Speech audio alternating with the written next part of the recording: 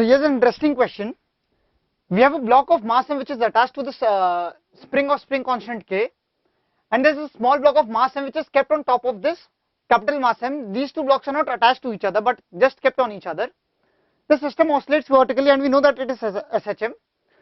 We need to find out the resultant force on smaller block when displaced through a distance x above its equilibrium position. The normal force on the smaller block at this position, and when is the normal force smallest in magnitude. We also find out the maximum amplitude with which the two blocks may oscillate together. Let us start with the first part. The resultant force on smaller block when displaced through a distance x above its equilibrium position. Let us first find out where the equilibrium position is.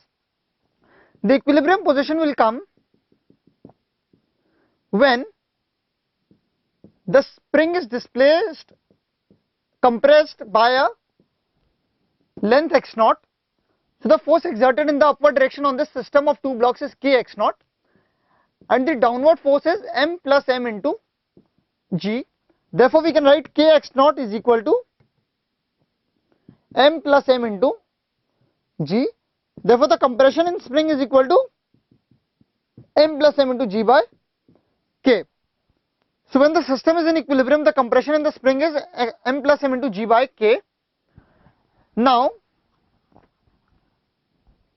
when the block is displaced through a distance x above its equilibrium position, what happens is that we know that in an SHM the restoring force is equal to k into x, where x is the displacement from the equilibrium position, and here x is given to be the displacement from the equilibrium position in the upward direction. So the restoring force on the system is kx in the downward direction. Now due to this restoring force, there will be an acceleration a. Therefore we write kx is equal to m plus m into a. Therefore acceleration is equal to kx upon m plus m. Now this is the acceleration of each of the two blocks. Both the blocks are accelerating down with the same acceleration because they are together. Now we need to find out the resultant force on smaller block. Now the resultant force on smaller block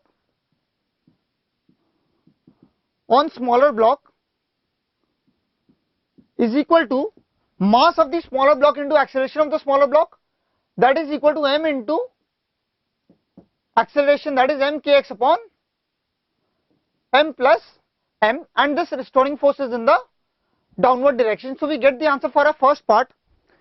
We write it here. The answer for our first part is m kx upon m plus m in the downward direction. Let us solve the rest of the parts. We've been asked the normal force on smaller block at this position. So let us again redraw the diagram. This is m, this is capital M. We can write mg minus n. This is the restoring force. Therefore we can write mg minus n is equal to m kx upon m plus m. Therefore the normal reaction when it is displaced by a distance x above its equilibrium position comes out to be mg minus m kx upon m plus m. So this comes out to be the answer for the second part B. Now the question is, when is normal smallest in magnitude? So the normal will be smallest in magnitude when this x is maximum, that is the displacement from the above the equilibrium position is maximum. That will be the case when it reaches its extreme position.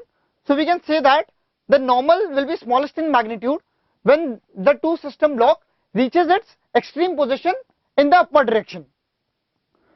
Now the third part of the question is maximum amplitude with which two blocks may oscillate together. Now what happens is that these two blocks rise up and the value of normal reaction keeps decreasing. Now when the normal reaction becomes equal to 0, if we keep on increasing x, there will be a stage when the normal reaction comes out to be 0. At this stage, what happens is that there is just very slight contact between these two blocks. If we increase the x by that amount, what happens is that the normal reaction becomes negative, but the normal reaction cannot become negative. So what really happens is that these two blocks lose contact. So for the maximum amplitude with which the two blocks may oscillate, so that the two blocks remain in contact, Always remember, whenever there is a question of the two blocks remaining in contact, the condition you have to apply is that the normal reaction is greater than equal to 0. Therefore, we write mg minus mkx upon m plus m is greater than equal to 0. On solving this, we get mg minus mkx upon m plus m is greater than equal to 0. Therefore, we get mkx upon m plus m is less than equal to mg. The m gets cancelled. Therefore, x is less than equal to m plus m into g upon kx. So, the displacement from the equilibrium position should be less than equal to, k. So, the displacement from the equilibrium position should be maximum this in the upward direction. So, the maximum amplitude with which the two blocks may oscillate together comes out to be m plus m into g by k. This is another way of understanding this. The two blocks undergo SHM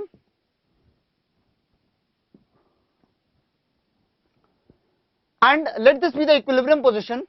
They have some velocity at the equilibrium position, so they rise upwards. Now, as they rise upward, the normal reaction between these two blocks keeps on decreasing. The acceleration of this block, likewise the acceleration of both the blocks, since they are moving together in the downward direction, keeps on increasing. Now, if we increase the amplitude, the acceleration at the extreme position increases because the force at the extreme position is equal to k into a. Therefore, if we increase the amplitude, the force at the extreme position increases, that is the acceleration at the extreme position increases. Now, if we increase the amplitude such that the acceleration of this block, that is both the blocks at the extreme position, is equal to g, there will be just very slight contact between these two, because the acceleration of this block individually in the vertical direction will also be equal to g in the presence of no other forces. The normal reaction will be 0, there will be mg in the lowermost direction on this object, and the acceleration of this block will also be equal to g. So, this is the limiting case. If the acceleration of this block in the downward direction becomes greater than g, then these two blocks will lose contact. So, that is the limiting case which we need to apply.